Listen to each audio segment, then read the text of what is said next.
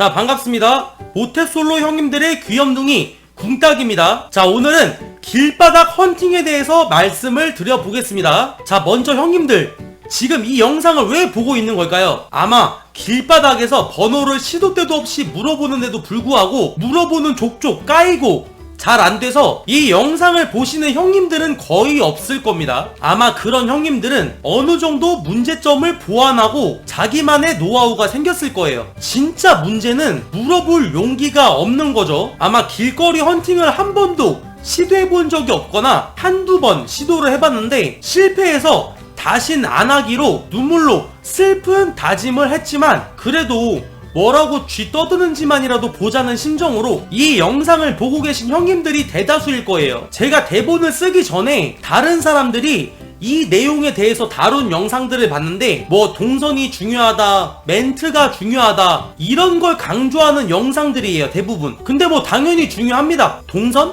중요하죠. 저 같아도 뒤에서 자연스럽게 앞질러 와서 멈춰 세우고 번호를 물어보는 남자랑 갑자기 땅속에서 새싹마냥 솟아난 남자가 번호를 물어보면은 당연히 전자한테 번호를 주겠죠. 멘트? 중요합니다. 말을 진짜 청산유수 재치있게 하는 남자랑 진짜 후원 도네이션보다 말을 더 못하는 새끼가 번호를 물어보면은 당연히 전자한테 번호를 주지 않겠습니까? 근데 가장 기본적인 문제, 도저히 물어볼 용기가 안 난다는 겁니다. 자, 그럼 저는 오늘 이 영상에서 어떻게 해야 번호를 물어볼 용기를 장착할 수 있을지에 대해서 말씀을 드려보겠습니다. 제가 용기를 얻기 위해서 사용하던 방법들을 말씀을 드려볼게요. 제가 훈련했던 방법을 형님들도 똑같이 따라해보시는 건 자유인데 진짜 인간 말종 쓰레기 같은 방법이라서 권하지는 않겠습니다. 자, 일단 가장 먼저 화장실을 기어 들어가서 거울을 보시면서 저기요, 그쪽이 너무 제 스타일이셔서 그쪽이 너무 마음에 들어서 그런데 혹시 연락처 좀 알려주실 수 있나요? 이 말을 천천히 또박또박 하는 연습을 최소 200번 이상 반복 숙달합니다. 멘트가 굉장히 짧고 간단하죠? 뭐 더 재밌고 센스있게 물어볼 수 있으면 좋죠. 근데 그러면 말이 길어지게 되잖아요. 말이 길어지게 되면은 말을 하면서 더 긴장하게 될 겁니다. 긴장해서 말을 어버버거릴 확률이 높아요. 그리고 자기가 계산해 놓은 대답이 안 나오면은 당황하게 될 겁니다. 어떤 말이든 말을 바로 받아치는 재주가 없으면은 그냥 최대한 짧게 자기 의사만 표현하고 좋다 싫다 대답만 빨리 듣고 빠지는 게 낫습니다. 그리고 거울을 보면서 연습을 할 때 단순 그냥 반복이 아니라 거울을 계속 보면서 자연스러운 표정 그리고 눈을 확실히 마주치는 연습을 병행하면서 말을 한 번에 알아듣게 그리고 최대한 여유 있어 보이게 또박또박 하는 연습을 하십시오. 자, 이제 내 앞에 누가 있더라도 난 긴장하지 않고 자신 있게 이 말을 내뱉을 수 있다. 당장 평양으로 가서 위대하신 김정은 수령 동지의 번호라도 물어볼 자신이 있다고 자신감이 푸짐하게 장착이 되었으면은 마지막으로 딱 150번만 더 하십시오. 그러고 나서 자가 싸대기를 근엄하고 야물딱진 자세로 훨씬 두들겨 줍니다. 나는 할 수 있다. 야놀자가 나를 기다린다. 이딴 식으로요. 물론 기본 중에 기본이지만 자신을 최대한 꾸미고 가꾼 상태에서 나가는 겁니다. 근데 꾸미고 나가라고 했다고 꼭 머리에다가 무스 한 사발이 시원하게 발라버리고 정장, 한복, 양복을 입고서 번호를 따러 나가시는 게 아니라 그냥 청바지에 티라든지 가벼워 보이게 입지만 막 입지는 않는 겁니다. 자기가 생각할 때 오늘 내 외모 컨디션이 훌륭하다 이런 느낌을 받는 날 나가시는 거예요. 정말로 형님의 외모가 훌륭해서 그날 나가라는 게 아니라 자신감이 몇 배로 증가를 해요, 그런 날. 자, 그리고 이제 아까 제가 말한 좀 인간 쓰레기 같은 방법을 말씀드릴 건데 확실하게 효과는 좋은 훈련인 것 같아요. 자, 그럼 말씀드려 보겠습니다. 일단 딱 3일을 정해 놓습니다. 정해놓은 3일 동안 각각 하루하루씩 이날은 몇 명의 번호를 딸 거고 다음날은 몇 명의 번호를 딸 거다. 이런 식으로 계획, 목표를 세워놓습니다. 자, 그리고 첫날은 저 여자 너무 괜찮다, 너무 내 스타일이다, 진짜 번호 따고 싶다 라는 생각이 드는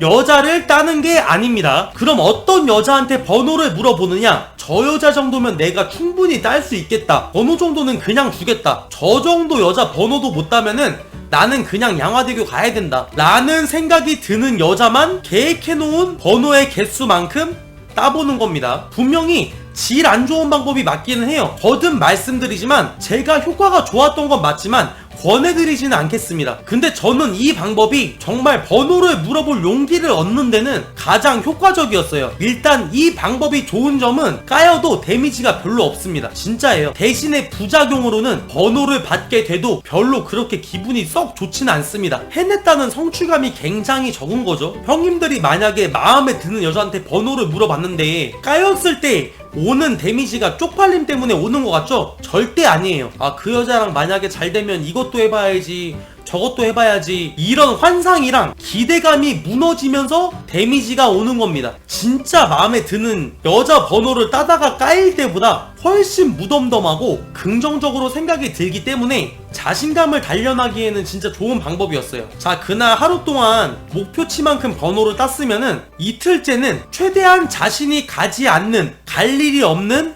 타지 같은 곳으로 갑니다. 그러고 나서 편의점, 빵집, PC방을 둘러보세요. 맞습니다. 아르바이트생 번호를 물어보는 거예요. 대신에 이번에는 정말 괜찮고 마음에 드는 사람으로요. 물론 아까 말했듯이 그날 목표치만큼 번호를 받지 못하면은 집에는 돌아가지 않는 거고요. 못 따도 까여도 엄마 욕을 먹어도 상관없습니다. 어차피 그 사람이 일하는 곳은 갈 일도 없고 그 사람은 그날 이후로 형님을 기억하지도 못할 겁니다. 그냥 없었던 일이 돼버리는 거죠. 형님들 살면서 길거리에서 싸움 구경한 적 있으시죠? 그때 아마 굉장히 흥분되고 신나게 봤을 거예요. 근데 지금 그때 싸우던 사람들 얼굴 선명하게 기억나세요? 그리고 제가 이거를 물어보기 전까지 그때 그렇게 재밌게 구경했던 싸움이 머릿속에 떠오른 적이 있었나요? 아니면 형님 기분을 상하게 한 택시기사나 서비스직 직원이 한 명쯤은 있었을 거예요, 살면서. 그때 그 사람들이 정말 기분을 상하게 했었는데 지금 생각해보세요. 얼굴이 기억은 나세요? 마찬가지로 제가 지금 떠올려보라 하기 전까지 최근에 그 일에 대해서 떠오른 적이 있었습니까? 아마 없으실 겁니다. 이거랑 굉장히 똑같습니다.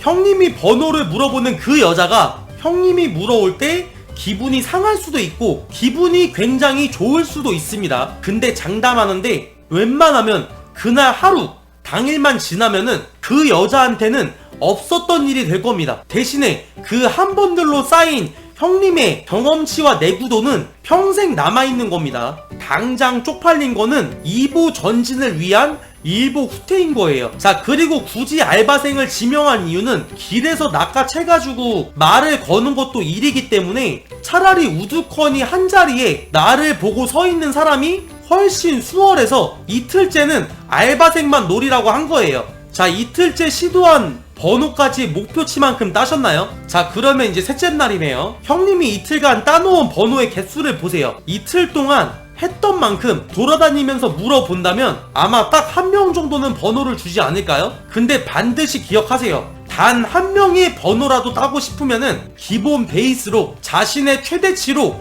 관리가 되어 있어야 합니다. 자, 그럼 마지막으로 오늘의 팩트 발기부전 한 사발이 치료하고 오늘 영상은 마무리하겠습니다. 안 넘어오는 여자는 10번을 찍어도 100번을 찍어도 안 넘어오지만 번호는 100번을 물어보면은 한 개는 넘어온다. 감사합니다. 다음 영상에서 뵙겠습니다.